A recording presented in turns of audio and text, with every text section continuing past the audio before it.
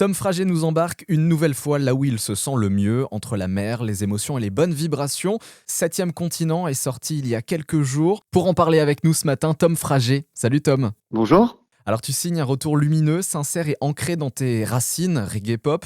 Alors pour commencer, dis-moi, comment est née l'idée de cet album Septième continent? Bah moi, j'ai toujours été pas mal engagé. Vous savez, j'ai une première vie de surfeur en équipe de France, surfeur professionnel, il y a quelques années maintenant.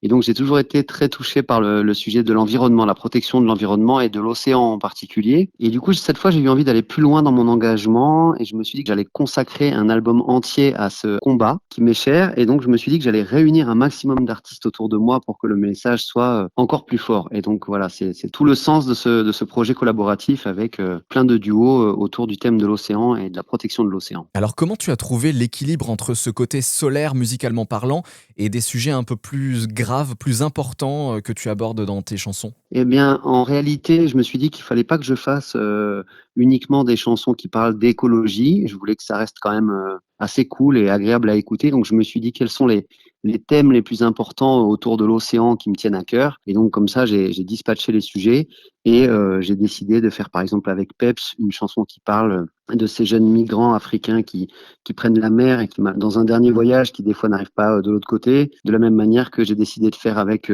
Zao, par exemple, une chanson qui parle de rupture amoureuse sur fond de bataille navale, d'où le titre Toucher coulé. Et comme ça, ben, j'ai varié les sujets et musicalement, j'ai littéralement plongé, sans jeu de mots, dans l'univers artistique de chaque artiste, puisqu'il y a Hugo Frey, Ben Mazué, Danakil, il y a vraiment Tiken Jah Fakoly, il y a vraiment des artistes très très variés. Et donc, c'est ce qui a été super sympa pour moi de proposer musicalement des choses très très différentes sur cet album. Voilà, alors tu as cité quelques noms, il y a également un titre avec Baptiste Ventadour, Guillaume Grand aussi, et puis le prélude, l'ouverture de l'album faite par Paul Watson. Est-ce que c'était important pour toi que ce soit Paul Watson qui ouvre ton album?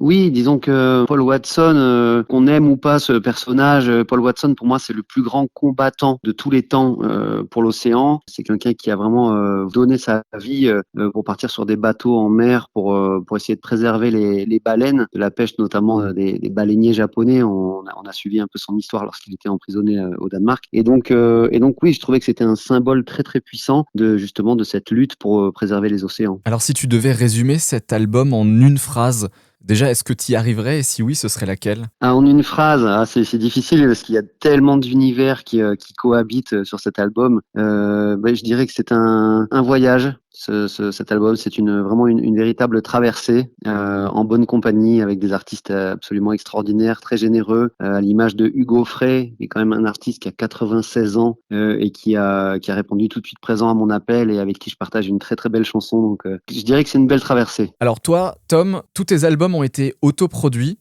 mais alors là c'est un peu particulier cette fois. Oui, c'est-à-dire que c'était un projet très ambitieux. J'ai essayé de trouver du soutien auprès des maisons de disques dans l'industrie. Je n'en ai pas trouvé et je me suis dit que j'allais quand même aller au bout de mon projet. Et je suis aujourd'hui très très fier, très très heureux parce que l'album est magnifiquement produit et grâce à la générosité des uns et des autres, on a 14 chansons magnifiques sur cet album. Donc maintenant, j'espère que le public ira faire la démarche de découvrir Septième Continent sur les plateformes.